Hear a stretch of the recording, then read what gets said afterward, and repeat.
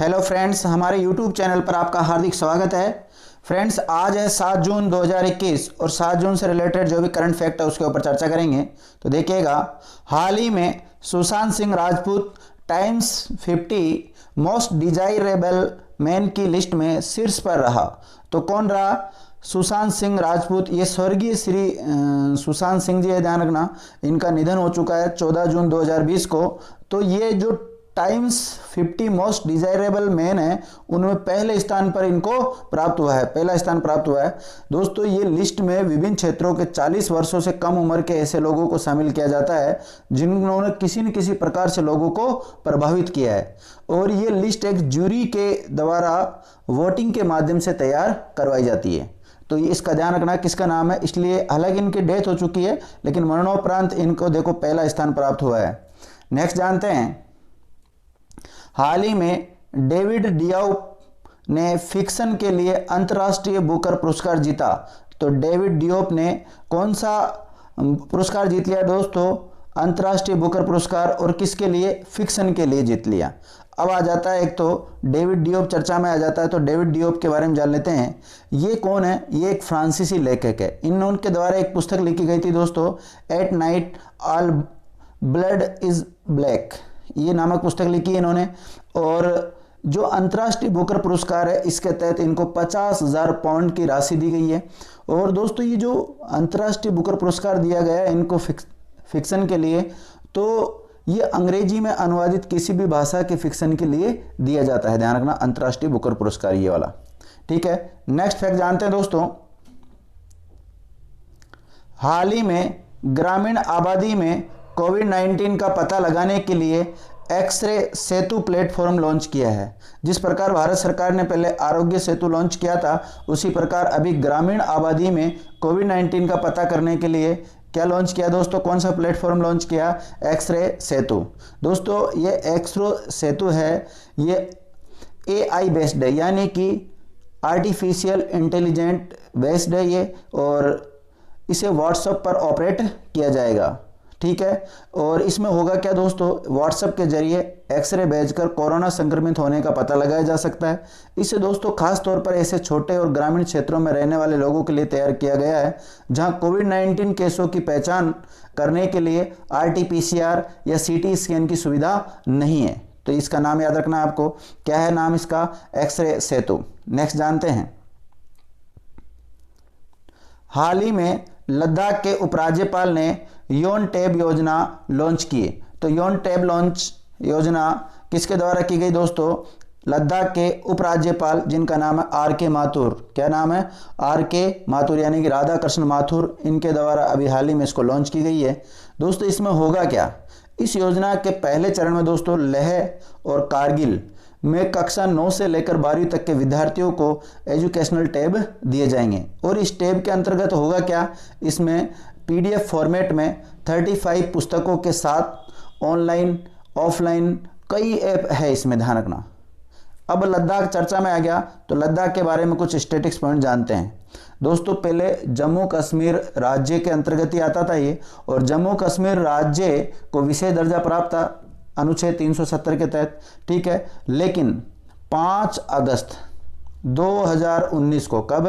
5 अगस्त 2019 को एक घोषणा की गई, और घोषणा करके ये कहा गया जम्मू कश्मीर को जो विशेष राज्य का दर्जा प्राप्त था अनुच्छेद 370 और 35 क्लोज A के तहत, ठीक है, उनको सभी को समाप्त कर दिया गया है। और उसको विशेष राज्य का दर्जा समाप्त करके उसको क्या बना दिया? 2 केंद्र शासित प्रदेश बना दिया।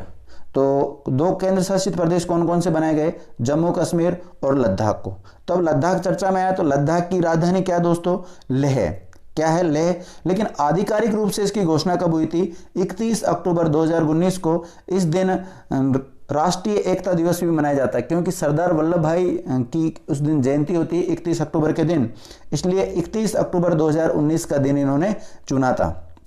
क्योंकि आपको पता है उस समय जब भारत आज़ाद हुआ, और उस समय जो देशी रियासतों का और भारत का जो एकीकरण हुआ था, उस एकीकरण में सरदार वल्लभ भाई की बहुत बड़ी भूमिका थी, ध्यान रखना।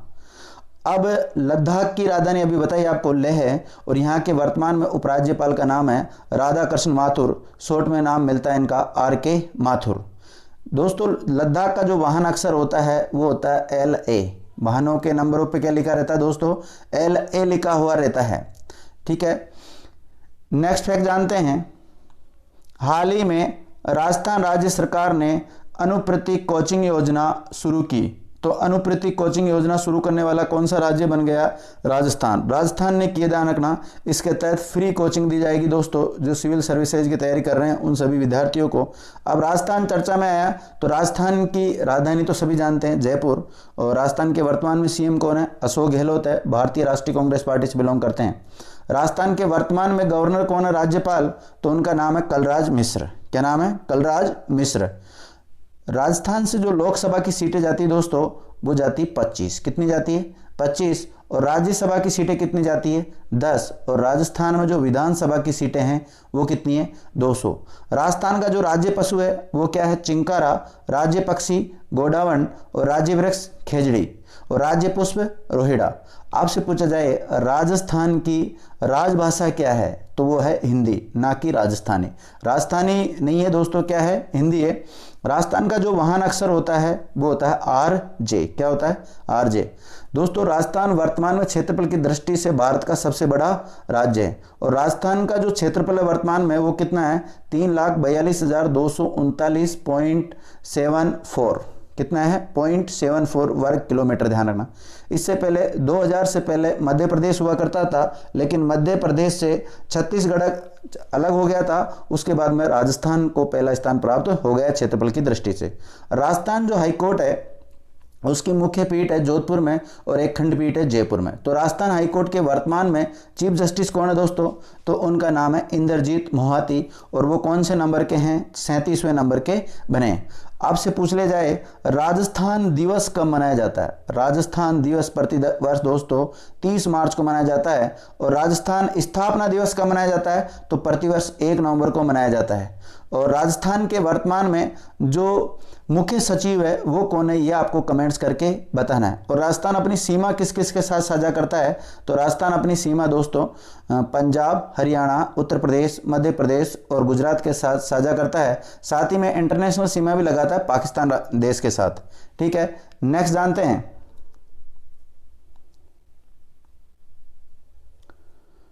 हाल ही में आलोक कुमार को त्रिपुरा का नया मुख्य सचिव नियुक्त किया गया। तो कौन से स्टेट का किया गया? त्रिपुरा का नया मुख्य सचिव बना दिया दोस्तों आलोक कुमार जी को।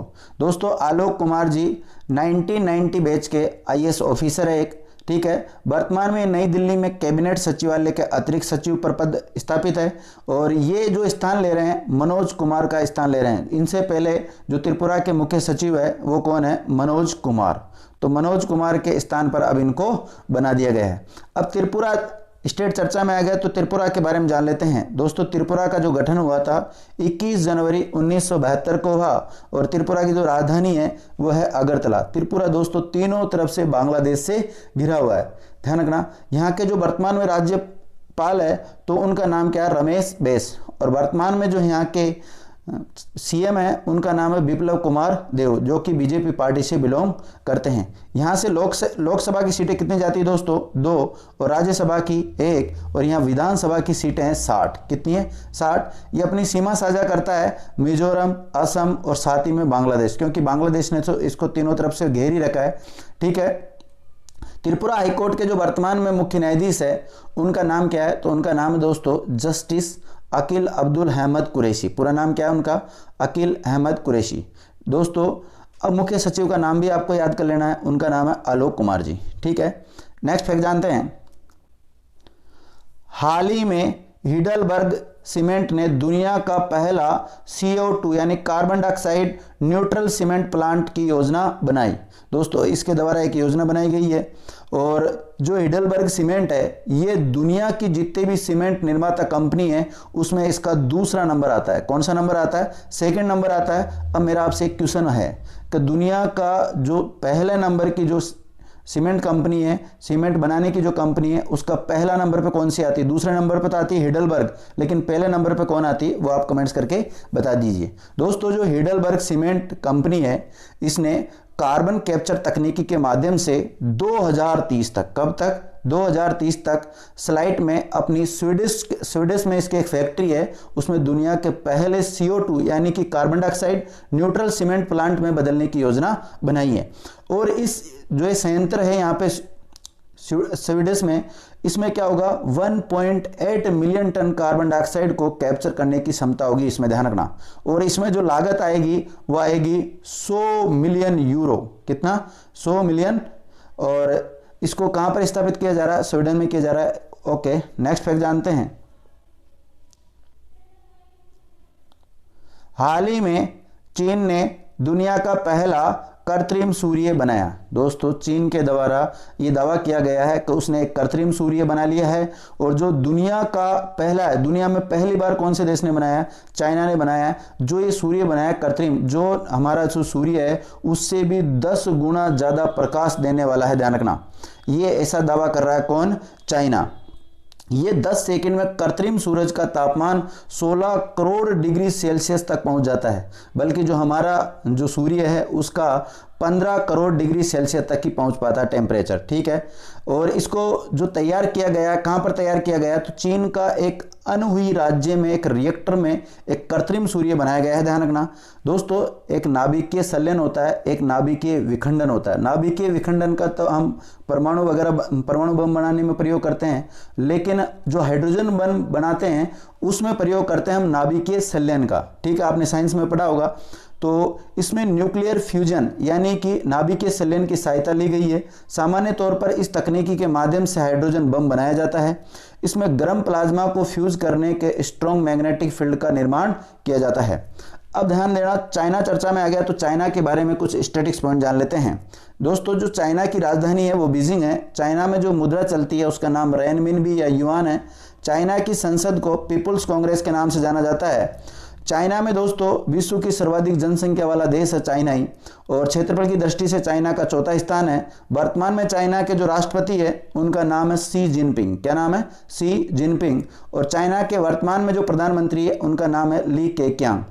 और एशिया महाद्वीप में स्थित है चाइना, और 2022 के जो शीतकालीन ओलंपिक गेम होंगे वो भी चाइना की राजधानी बीजिंग में ही होंगे। और भारत और चीन के मध्य एक सीमा रेखा है, उसको मैकमोहन रेखा के नाम से जाना जाता है। और चाइना का जो सबसे बड़ा नगर है उसका नाम है संघाई। क्या नाम है? संघाई। दोस्तों आपसे पूछा जाए चीन की जो राजभाषा है वो क्या है? मानक चीनी या मंदारिन। क्या है? मानक चीनी या मंदारिन है। और संघाई सहयोग संगठन का हेडक्वार्टर भी बीजिंग चाइना में ही है। और चीन की जो स्पेस एजेंसी है दोस्तों उसका नाम है CNSA यानी कि चाइना नेशनल स्पेस एडमिनिस्ट्रेशन। और यहाँ का जो रॉकेट है उसका नाम है लॉन्ग मार्च 6, ठीक है। दोस्तों आपने थोड़े दिन पहले सुना होगा सुअर से एक वायरस फैला था वहाँ पे G4 वायरस, और एक हंता वायरस का नाम भी आपने सुना होगा जो चूहों से फैल रहा था। और कोरोना वायरस किससे फैला? चमगादड़ से। और एक बुबोनिक फ्लेग है वो भी कहाँ पे फैला था? चाइना से फैला है। और अभी 2-4 दिन पहले भी चर्चा में आया था H1N3 बर्ड फ्लू केस, जो कि चाइना के पूर्वी प्रांत जियांगसू में एक 41 वर्षीय व्यक्ति है, उसमें उसके संक्रमण की पुष्टि की थी चाइना के द्वारा। तो ये सारे फैक्ट आपको याद रखने हैं। नेक्स्ट फैक्ट जानते हैं दोस्तों। हाल ही में पंजाब राज्य सरकार ने राबता मुहिम अभियान शुरू किया। तो राबता मुहिम अभियान शुरू किसके द्वारा किया गया दोस्तों? पंजाब राज्य सरकार के द्वारा किया गया। अब देखो राबता मुहिम अभियान, इसके तहत छात्रों के अभिभावकों से संपर्क किया जाएगा। इसका उद्देश्य क्या है? माता पिता और शिक्षकों के बीच फोन के माध्यम से संपर्क को सुविधाजनक बनाना, शिक्षा, स्वास्थ्य और बच्चों को कोविड से संक्रमित होने से बचाने के बारे में चर्चा करना। अब पंजाब आया तो पंजाब के बारे में कुछ स्टैटिक्स पॉइंट जान लेते हैं। पंजाब की दोस्तों राजधानी है चंडीगढ़। पंजाब अपनी सीमा साझा करता है राजस्थान, हरियाणा, हिमाचल प्रदेश और साथ ही में जम्मू कश्मीर के साथ, ठीक है। और पाकिस्तान के साथ भी सीमा साझा करता है पंजाब। वर्तमान में यहाँ के मुख्यमंत्री का नाम है कैप्टन अमरिंदर सिंह, जो कि भारतीय राष्ट्रीय कांग्रेस पार्टी से बिलोंग करते हैं। पंजाब के जो वर्तमान में राज्यपाल हैं उनका नाम बीपी सिंह बदनौर है, यानी कि विजेंद्र पाल सिंह बदनौर है। वर्तमान में यहाँ से लोकसभा सीटें जाती है पंजाब से दोस्तों 13 और राज्यसभा की सीटें जाती है 7 और यहाँ पर विधानसभा की सीटें हैं 117। क्या है? 117। नेक्स्ट फैक्ट जानते हैं दोस्तों, हाल ही में प्रधानमंत्री नरेंद्र मोदी ने पुणे में E100 प्रोजेक्ट लॉन्च किया। तो E100 प्रोजेक्ट लॉन्च कहां पर किया गया? पहली बात तो पुणे में किया गया है। और किसने किया? प्रधानमंत्री नरेंद्र मोदी जी ने किया। 5 जून 2021 को विश्व पर्यावरण दिवस के अवसर पर इसका लॉन्च किया गया है। इसका उद्देश्य क्या है दोस्तों? इसका उद्देश्य पूरे देश में इथेनॉल से उत्पादन और वितरण के लिए नेटवर्क स्थापित करना। दोस्तों साथ ही में प्रधानमंत्री जी ने भारत में 2020 से लेकर 25 में इथेनॉल मिश्रण के लिए कार्य योजना पर विशेष समिति की रिपोर्ट भी जारी की है। तो ये थे दोस्तों हमारे आज को लेकर करंट फैक्ट। आपको कैसी लगी? अच्छी लगी है तो इस वीडियो को अधिक से अधिक लोगों के साथ शेयर कर दीजिए।